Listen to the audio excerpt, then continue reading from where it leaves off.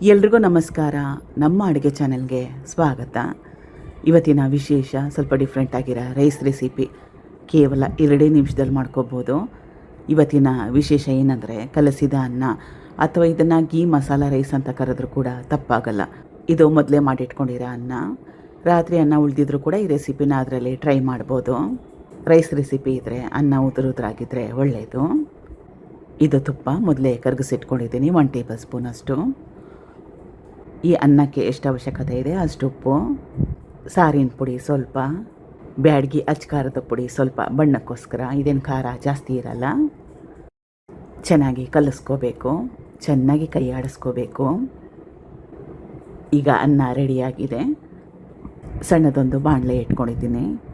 ಮೊದಲೇ ತುಪ್ಪ ಕರಗಿಸ್ಕೊಂಡಿದ್ನಲ್ಲ, ಅದಕ್ಕೆ ಮತ್ತೊಮ್ಮೆ ಒಂದು ಸ್ವಲ್ಪ 1 ಟೇಬಲ್ ಸ್ಪೂನಷ್ಟು ತುಪ್ಪನ ಸೇರಿಸ್ಕೊಳ್ತಾ ಇದ್ದೀನಿ. ತುಪ್ಪದ ಕ್ವಾಂಟಿಟಿ ಜಾಸ್ತಿ ಅನಿಸಿದ್ರೆ ಕಡಿಮೆ ಹಾಕ್ಕೊಳ್ಳಿ.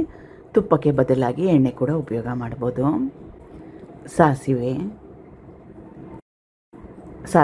ಸಿಡಿದ ನಂತರ ಕಡಲೆ ಬೀಜ, ಗೋಡಂಬಿ,